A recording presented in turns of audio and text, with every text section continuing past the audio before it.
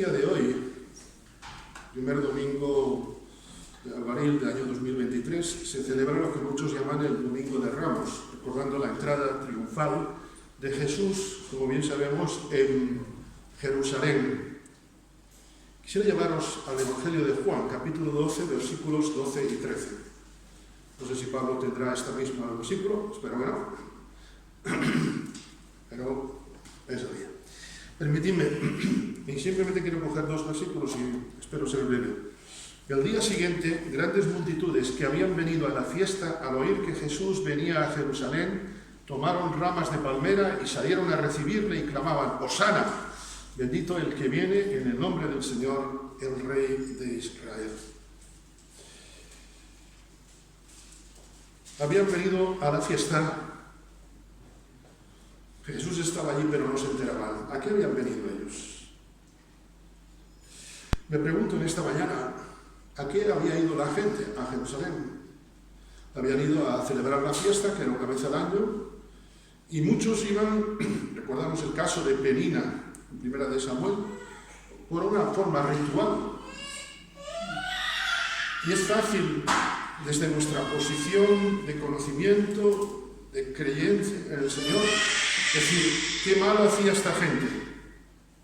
Pero yo me pregunto en esta mañana, y cuando meditaba, me lo preguntaba, ¿a qué voy a la reunión? ¿A qué vamos? Muchos no sabían a qué iban. Si le preguntamos hoy a algunos que van a ciertos actos religiosos, y lo digo con el mayor de los respetos, muchos dirían, no sé, es la tradición. Otros dirían, seguramente en aquel tiempo, vamos para sentirnos bien. Hermano, ¿tú a qué has venido esta mañana? ¿A qué hemos venido en esta mañana? Esto es lo que yo me pregunto. ¿Hemos venido porque nos toca culto? ¿Hemos venido porque nos gusta cantar? Son buenas cosas, ¿eh? Pero si solamente es eso, quizás decimos, venimos a recibir de Dios. Este no es el objetivo de la reunión. En el Antiguo Testamento leemos, ninguno se presentará delante de mí, ¿cómo? Con las manos vacías. No se trata de qué me da Dios, sino qué ofrezco yo a Dios. Habían venido a la ciudad, pero solamente hubo motivación cuando vieron a Jesús. Hermano, hermana, tú y yo, si no buscamos en esta mañana la presencia del Señor, estaremos como aquella gente en el primer lugar. Muchos volvían a casa igual o peor de como habían venido. ¿Cómo vuelves tú? ¿Cómo vuelvo yo a casa? No pienses en esta mañana en el de al lado, piensa en ti. Habían venido y al oír que Jesús estaba, buscaban a Dios, tenían a Jesús delante, venían a buscar aparentemente a Dios, lo tenían delante hecho en persona y no se enteraban. Y en esta mañana, no por nosotros, sino por su misericordia, Dios está en cada uno de nosotros y quiere mostrarnos su presencia. Y la segunda cosa que quisiera destacar es esa palabra que hoy tanto se canta y se dirá, ¡Hosana! Bendito el que viene en el nombre del Señor, el Rey de Israel. La palabra Hosana, que nos suena muy bonita y muy festiva, significa literalmente, sálvanos ahora. Para Jesús era más fácil salvarles a ellos en aquel momento del Imperio Romano, porque es lo que buscaban. Es lo que dice Cleofas y su amigo en Lucas, ¿verdad? Cuando van camino de Maús, pensábamos que nos liberaría. Para Jesús era lo más sencillo, si me permitís, porque significaba no ir a la cruz. Menos mal que Jesús no cayó en esa trampa, ¿verdad? Y por eso estamos tú y yo aquí. Porque podía haberles liberado del Imperio Romano, pero nos liberó a todos del yugo del pecado, que es peor que el Imperio Romano. Su concepto de Jesús les llevaba a pedir liberación del Imperio Romano. Quítanos de en medio a Pilato, quítanos de en medio a... De hecho, tenían a Barrabás, y como precisamente tenían esa confusión de conceptos, piden después que les libere a Barrabás, ¿recordáis? Está bien lo de los milagros, Jesús, pero nosotros el problema que tenemos es el imperio. Y yo me pregunto en esta mañana, ¿nos diferenciamos de ellos? Me puedes decir, hombre, no, Jonathan, no los compares. También somos pueblo de Dios. Y como pueblo de Dios podemos caer quizá a veces en este concepto equivocado. ¿No os pasa que a veces queremos que Dios nos quite los problemas que tenemos o que nos buscamos? También habría que tenerlo esto en cuenta. ¿Quién de nosotros no ha pedido muchas veces a Dios que me quite este problema, que nos quite esta dificultad, que nos solucione este problema por el que llevo años y años orando? ¿Realmente buscamos primeramente el reino de Dios y su justicia? Yo no voy a decir que levantéis la mano en esta mañana si alguno tiene problemas, porque la levantaríamos todos. Si no la levanta, eso sí que es un problema. Todos nosotros tenemos problemas. Y estoy seguro que todos estamos pidiendo por algo que Dios haga en nosotros. Y nos gustaría un Hosana en nosotros. Pero ¿sabes? Si Dios hiciera un Hosana ahora en nosotros, no estaría haciendo su obra de perfeccionamiento en nuestras vidas. Y no hay nada tan hermoso como ser transformados por el Señor. Ojalá en esta mañana, en estas alabanzas y en todo, busquemos primeramente el reino de Dios. ¿Sabes? Quiero usar una palabra muy actual. Creo que hoy es tiempo de reciclarnos delante del Señor. Amén. Bueno, pues nada, la verdad que estoy sorprendido de cómo la verdad que el Señor guía las cosas. Inicialmente los textos que usó Jonathan no son los que iba a usar, pero la verdad que luego todo su pensamiento fue orientado a el versículo en el que vamos, básicamente en el que está centrado la predicación de hoy, que es: más buscar primeramente el reino de Dios y su justicia, y todas estas cosas os serán añadidas. La verdad que hoy estamos, bueno, como decíamos, domingo de Ramos, ¿verdad? Se recuerda cómo el rey entró triunfalmente en Jerusalén, ¿verdad? Pero ese rey que hoy reconocemos, ¿verdad?, como nuestro Señor, como nuestro Salvador, ese rey fue rechazado por su pueblo. Pero ese rey venía y vino para traernos lo que es el reino de Dios. Y hoy es la predicación, este es el tema que vamos a tratar: el reino de Dios. Os pido que estéis bastante atentos porque es un tema, podríamos decir que el reino de Dios es el tema de los temas. Es probablemente el tema más importante de la Biblia. Y esto lo vamos a entender por qué. El reino de Dios es, como bien decimos, es el tema de los temas. Y eso no lo estoy diciendo yo. Si examinamos un poco la enseñanza de Jesús, vamos a ver que el tema central de su predicación fue hablarnos del reino de Dios. En su ministerio, Jesús habló constantemente acerca del reino de Dios. De hecho, las primeras palabras con las que él comienza su ministerio son las siguientes: arrepentíos porque el reino de los cielos se ha acercado. Jesús, una vez resucitado, se nos dice en Hechos, una vez que Jesús ha resucitado, se nos dice en Hechos que él se apareció a sus discípulos durante 40 días. Una vez que Jesús resucita, Jesús se aparece a sus discípulos y antes de ascender al cielo, él pasa 40 días con sus discípulos. Y se nos dice en esos primeros versículos del capítulo 1 de Hechos que Jesús les enseñaba. ¿Y sabéis de cuál era el tema del que les hablaba? Ese tema era del reino de Dios. Vosotros imaginaos, Jesús ha resucitado, sois los discípulos, ¿no? Y Jesús os dice: bueno, aquí me tenéis, he resucitado de la muerte, mañana, día lunes, quiero que quedemos aquí, en este lugar, a las 10 de la mañana, porque os voy a hablar de un tema. Imaginaos los discípulos que le preguntan a Jesús, Jesús, ¿de qué nos vas a hablar? Os voy a hablar del reino de Dios.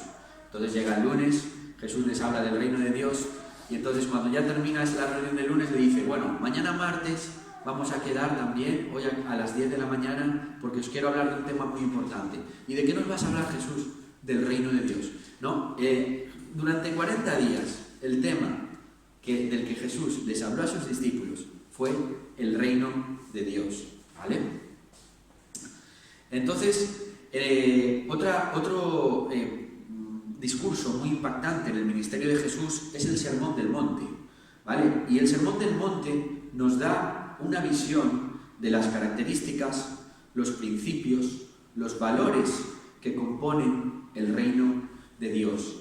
En este sermón, en el Sermón del Monte, Jesús nos exhorta a buscar el reino de Dios por encima de cualquier otra preocupación. Cuando Jesús habla acerca del afán y la ansiedad, las preocupaciones del día a día, las preocupaciones de los bienes materiales, en ese tramo de ese sermón, Jesús le dice a su audiencia, que allí estaba, mas buscad primeramente el reino de Dios y su justicia, y todas estas cosas os serán añadidas. Por tanto, ¿qué estaba queriendo decir Jesús aquí? El reino de Dios es la prioridad.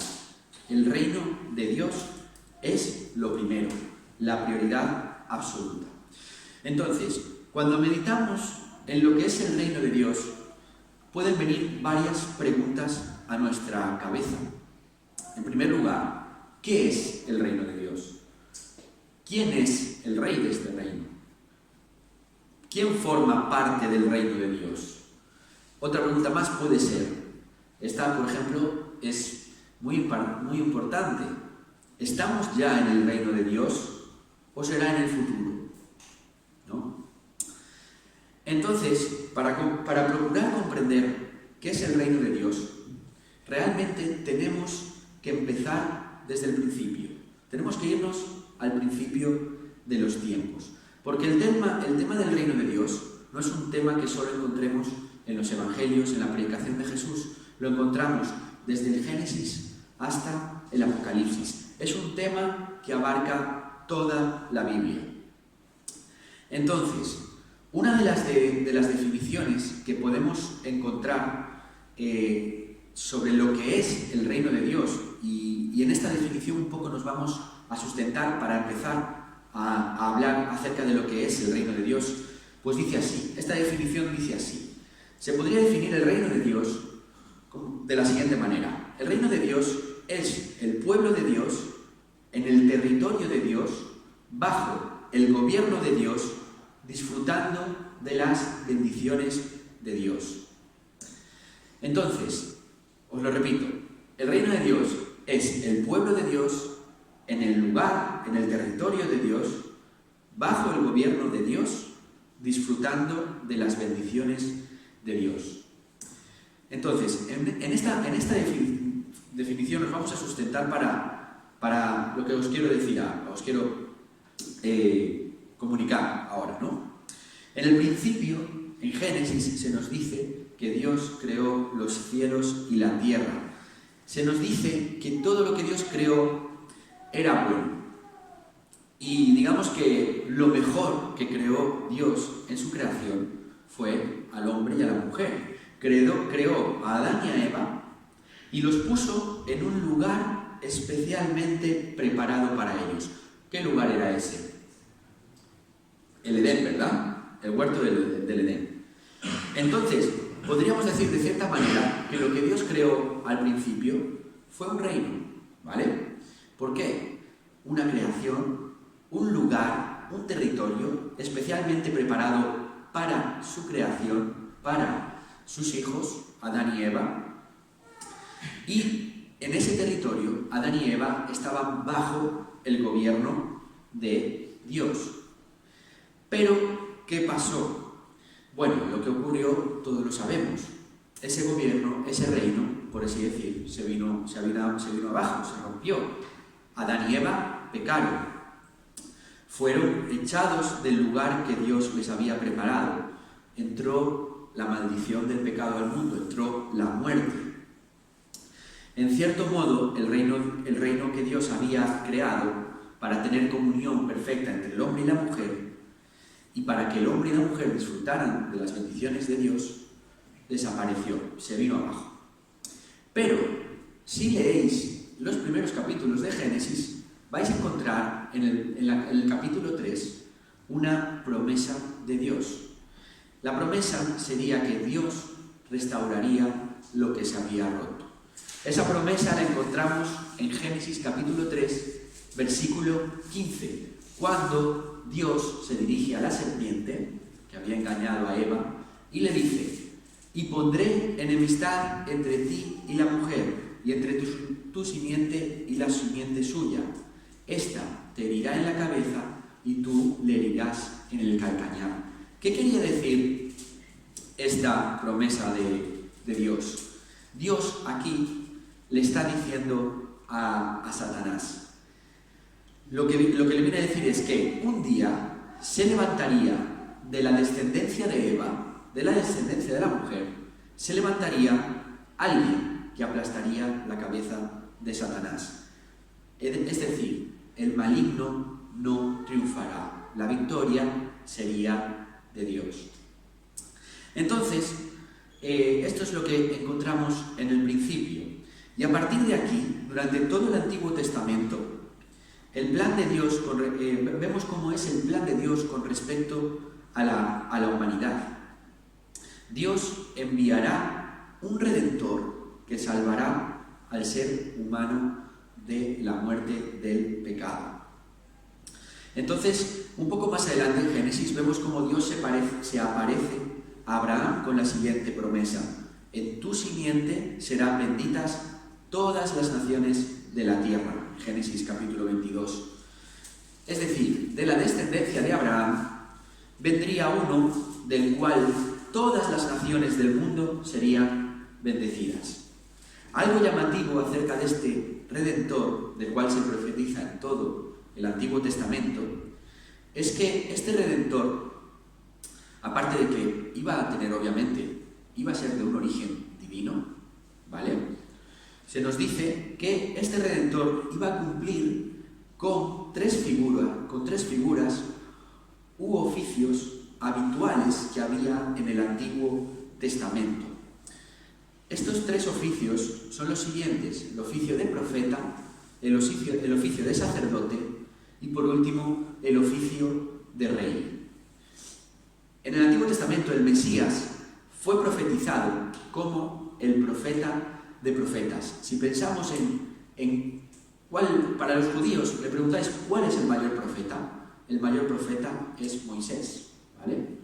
Entonces, hay una profecía que da Moisés en Deuteronomio, que Moisés recibe en Deuteronomio 18, versículo 15, en la que Dios dice lo siguiente: profeta de en medio de ti y de tus hermanos como yo, te levantará Jehová tu Dios, a él oiréis, a él oiréis. Es decir, el Mesías sería el profeta por encima de cualquier otro, ¿vale? Sería el profeta de profetas. El Mesías también, aparte de ser profetizado como profeta, el Mesías fue profetizado también como el gran sumo sacerdote, el gran mediador que habría entre Dios y los hombres. En Salmos 110 se nos dice: juró Jehová y no se arrepentirá, tú eres sacerdote para siempre, según el orden de Melquisedec. Aquí podríamos pararnos un tiempo para entender por qué en esta profecía vemos que, digamos que el estándar más alto en cuanto a sacerdote del Antiguo Testamento es Melquisedec, ¿vale?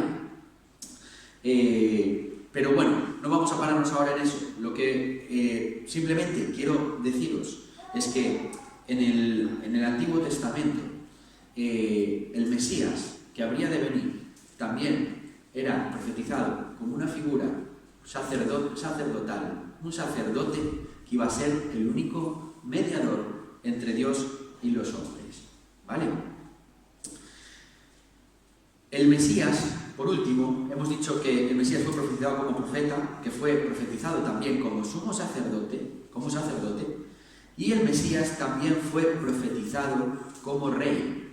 En Zacarías 9, versículo 9, leemos lo siguiente: Alégrate mucho, hija de Sión, da voces de júbilo, hija de Jerusalén. He aquí tu rey, vendrá a ti justo y salvador, humilde y cabalgando sobre un asno, sobre un pollino, hijo de asna. Es llamativo esta profecía porque precisamente habla de un rey que transmite nos da una imagen de un rey, que transmite una imagen diferente a la que solemos tener de un rey. Es decir, cuando pensamos en un rey, generalmente pensamos en lujo, en pompa, en autoridad, en reconocimiento. Pero aquí en esta profecía vemos cómo el rey, este Mesías rey, sería un rey humilde, que entraría en Jerusalén, ¿verdad?, montando sobre un humilde pollino.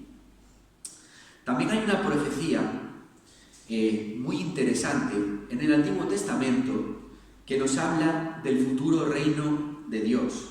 Es importante también esta profecía porque digamos que los creyentes del Antiguo Testamento, ¿vale?, tenían una perspectiva futura de cómo serían las cosas, ¿vale? Y esto es importante porque es la perspectiva que tenemos nosotros miramos hacia el pasado, ¿vale? Tenemos la palabra de Dios y podemos ver cómo todas estas profecías, promesas ya se han cumplido, ¿no? Pero los creyentes del Antiguo Testamento las estaban recibiendo y obviamente no habían experimentado las cosas que pasarían todavía en el futuro. Y hay una profecía en Daniel capítulo 2, donde el rey Nabucodonosor tiene un sueño en el que ve una estatua. Voy a hablar rápidamente de este sueño que tiene el rey Nabucodonosor y lo que simbolizaba. El rey Nabucodonosor había visto en un sueño una estatua enorme. El único allí en el reino que es capaz de decirle al rey lo que había soñado fue Daniel, ¿vale?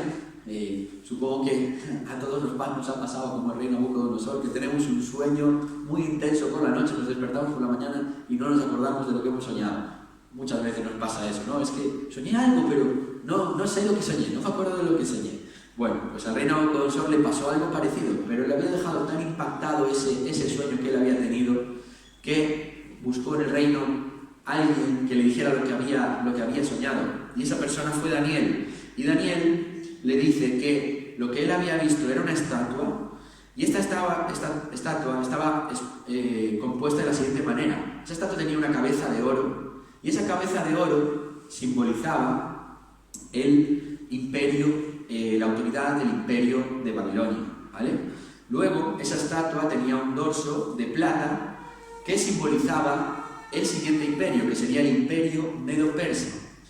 Luego, esa estatua tenía una cintura de bronce que simbolizaba el imperio griego. Continuamente, esa estatua tenía las piernas eran de hierro, y esas piernas estaban simbolizando el imperio romano.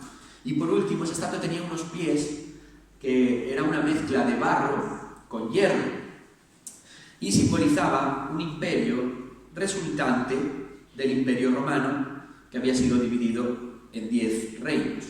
Y por último, en este sueño, en el sueño del rey Nabucodonosor, aparecía una piedra que se nos dice que no fue hecha con manos humanas, y esa piedra era lanzada sobre la estatua, y esa piedra desmenuzaba totalmente la estatua. Esta piedra, además, era lanzada sobre la estatua, y una vez que destrozaba la estatua, se convertía en un gran monte que llenaba toda la tierra. ¿Qué simbolizaba esta gran roca, esta gran piedra? Pues en Daniel leemos los siguientes. En los días de estos reyes el Dios del cielo levantará un reino que no será jamás destruido y será el reino dejado a otro pueblo. Desmenuzará y consumirá a todos estos reinos, pero él permanecerá para siempre. Es decir, habría un reino divino que vendría al mundo, se impondría a todas las naciones, vencería a todos sus enemigos y el reino de Dios estaría para siempre en esta tierra, ¿no? Entonces, esta profecía es importante, ¿verdad? Lo que os decía antes, a la hora de entender la expectativa que los judíos tenían del Mesías y del reino que él traería. El tiempo en el que Jesús llegó fue una época de dominio del Imperio Romano. Los judíos vivían oprimidos. Ellos esperaban un rey divino, un rey libertador, que iba a liberar a los judíos del yugo del Imperio Romano. Esperaban además un rey conquistador que iba a traer la victoria para Israel sobre sus enemigos. Iba a traer también la restauración completa para Israel como nación e iba a instaurar un reino eterno donde Israel ya no tendría nunca más nada más que temer. Lo cierto es que todas las profecías, nosotros a día de hoy sabemos, obviamente, ¿no?, que todas las profecías del Antiguo Testamento sobre la figura del Mesías se cumplen, sin duda, en la persona de Jesús, ¿verdad? En el Antiguo, como os decía antes, ¿verdad?, los creyentes del Antiguo Testamento no tenían la misma perspectiva que tenemos nosotros. Esto tampoco les sirve como una excusa, ¿no?, para no haber creído en Jesús.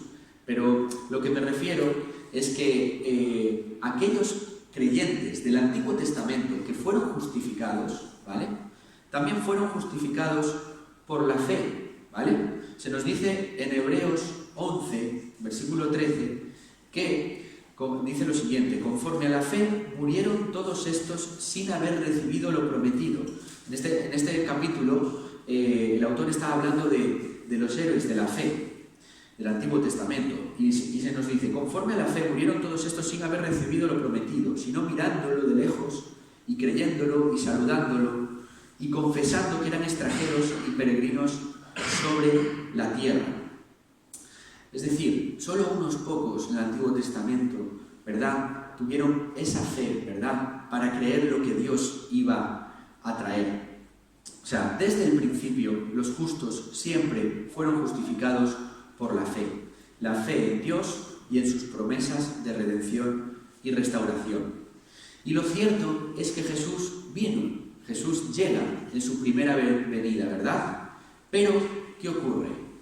Jesús fue rechazado, no fue aceptado como Mesías ni tampoco como rey, exceptuando solo un pequeño remanente, solo unos pocos, ¿verdad?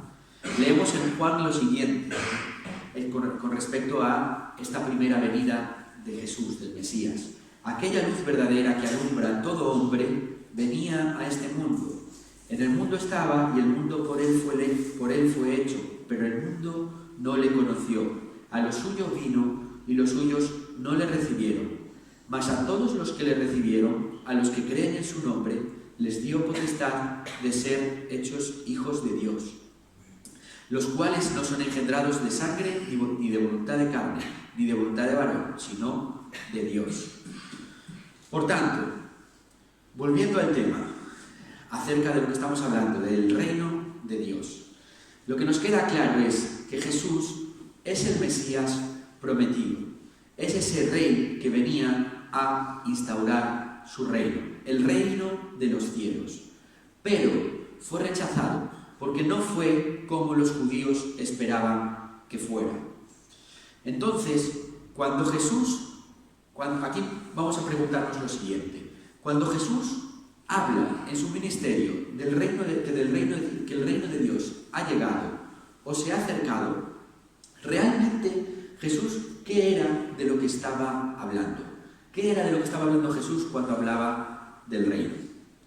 Entonces, aquí atentos, ¿vale? Tenemos que poner atención, porque este tema es importante y puede ser, digamos que, un poco denso, ¿vale?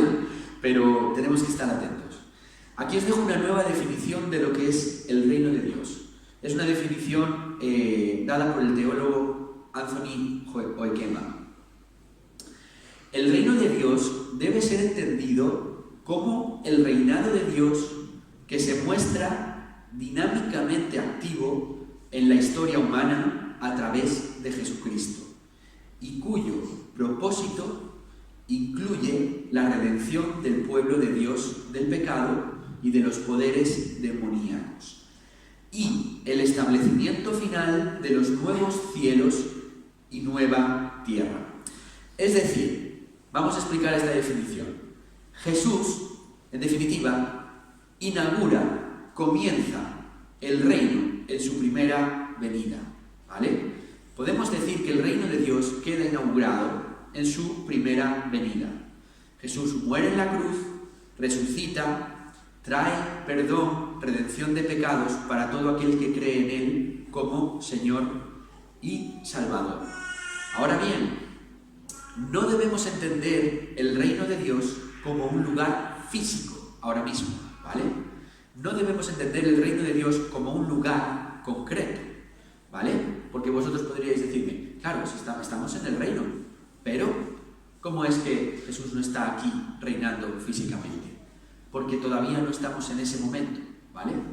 Es decir, el reino de Dios que estamos experimentando ahora mismo no es un lugar físico, sino que es la realidad espiritual del gobierno de Dios, ¿vale? Desde que Jesús viene por primera vez, muere en la cruz, resucita, asciende al cielo, envía a su Espíritu Santo a sellar a sus hijos, a sus redimidos, y a morar en el interior de cada creyente, vivimos en una dimensión espiritual del reino de Dios, donde Jesús gobierna y reina sobre la vida de cada persona que ha puesto su fe en Él como único y suficiente Salvador. Es decir, estamos en el reino experimentando un gobierno, un reino espiritual en el corazón de cada creyente, ¿vale? Entonces nos surge otra pregunta. Entonces, si estamos ya experimentando el reino de Dios, podríamos preguntando, ¿se ha consumado ya? ¿Esto es todo lo que engloba el reino de Dios? Y la respuesta es que no. Es decir, el reino ha comenzado, pero todavía no se ha consumado plenamente. ¿Por qué? Porque el reino de Dios tiene implicaciones futuras que todavía no se han cumplido. ¿Y cuáles son las implicaciones del reino? ¿Cuáles son las que ya se han cumplido? Pues repasamos. Obviamente, el reino de Dios está inaugurado porque Jesús ya ha venido por primera vez, ha pagado por nuestros pecados, ha resucitado, ha derramado su Espíritu Santo, ¿verdad? Entonces, el reino de Dios, estas implicaciones del reino de Dios ya han ocurrido, por tanto, el reino de Dios ya está aquí. Pero ¿cuáles son las implicaciones del reino que todavía no se han cumplido? Pues, por ejemplo, la glorificación de nuestros cuerpos mortales. Jesús dijo que ni la carne ni la sangre podrán heredar el reino de Dios. ¿Qué quiere decir esto?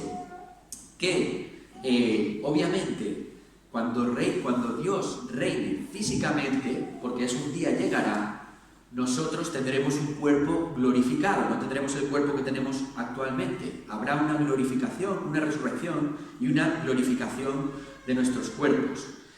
Obviamente, ¿qué más implicaciones futuras tiene el reino que todavía no se ha cumplido?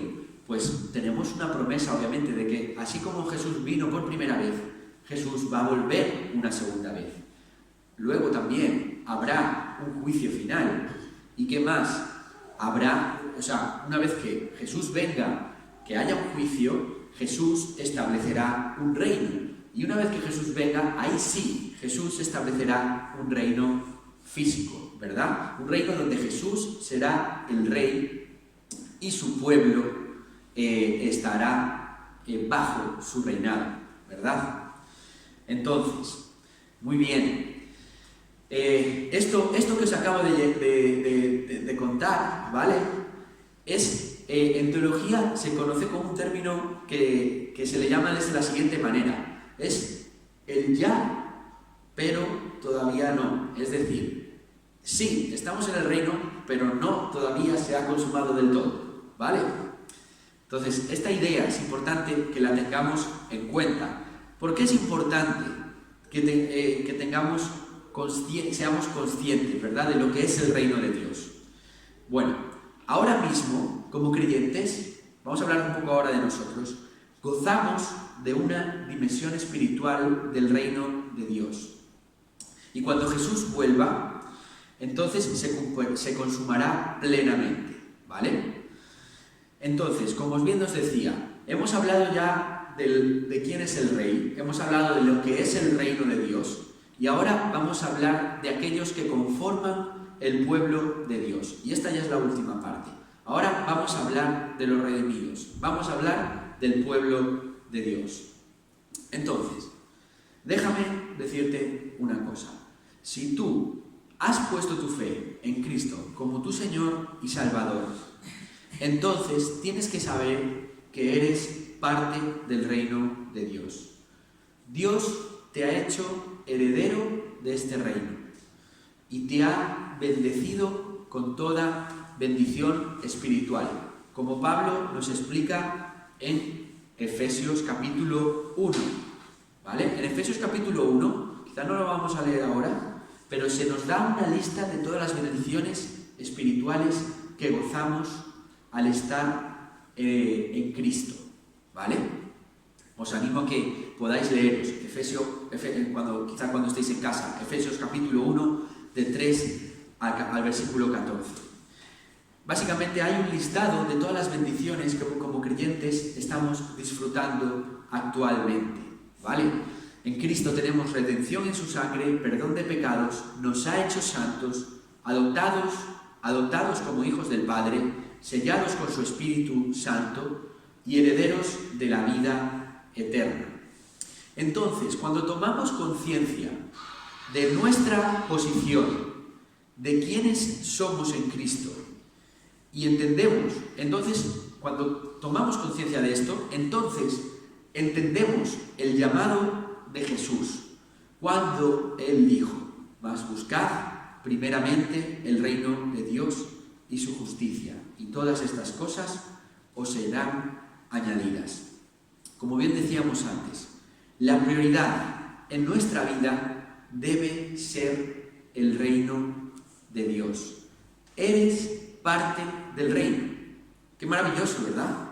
Soy parte del reino, ¿vale? Eso es lo más importante. ¿Por qué es lo más importante? Porque, por dos motivos podríamos decir, ¿vale? Ser parte del reino, entender que somos parte del reino, nos da, como personas, nos da identidad, ¿vale? Estamos viviendo, más que nunca creo yo, la época de las crisis de identidad. La gente no sabe lo que es, y eso es un gran problema social en muchos aspectos, ¿vale? Muchas personas tienen una crisis de no saber quiénes son, ¿vale? Pero nosotros, la Biblia nos explica que sí podemos saber quiénes somos. Tenemos conciencia de que somos hijos de Dios, que estamos disfrutando de todas las bendiciones espirituales gracias a lo que Jesús hizo por nosotros, ¿vale? En primer lugar, quedaros con esta idea. El reino de Dios te da identidad. Eres parte del reino.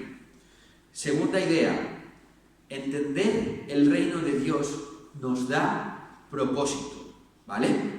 Porque cuando tomamos conciencia de que formamos parte del reino de Dios, entonces entendemos, tomamos responsabilidad de saber que como parte del reino, Dios nos da la responsabilidad de extender el reino de Dios. Así como somos, por así decir, ahora mismo, somos parte de ese reino, somos una extensión del reino. Entonces, allí donde Dios te ha puesto, piensa en tu día a día, piensa en las cosas que tienes que hacer, ya sea que trabajes aquí o allá, estés estudiando, estés haciendo lo que sea que hagas, allí donde estás, eres una extensión del reino de Dios y Dios te ha puesto allí para que puedas extender el reino de Dios. ¿Cómo? Obviamente, por medio del Evangelio, ¿vale? Hay una profecía en Mateo 24, donde Jesús dice que el Evangelio del reino será predicado en todas las naciones, ¿verdad? ¿Y cuál es ese Evangelio del reino?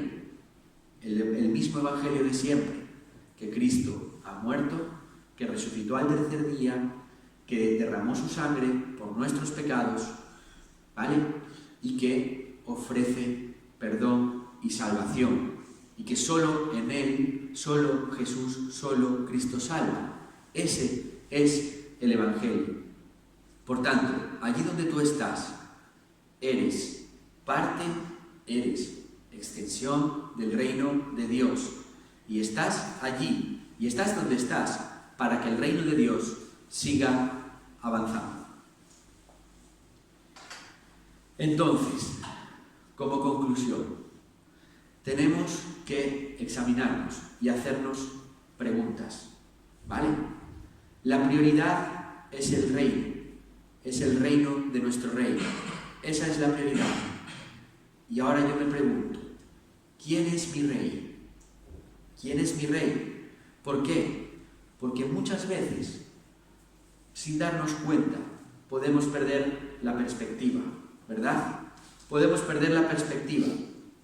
Podemos dar lugar a nuestro corazón, a nuestros propios deseos, a nuestras propias preocupaciones.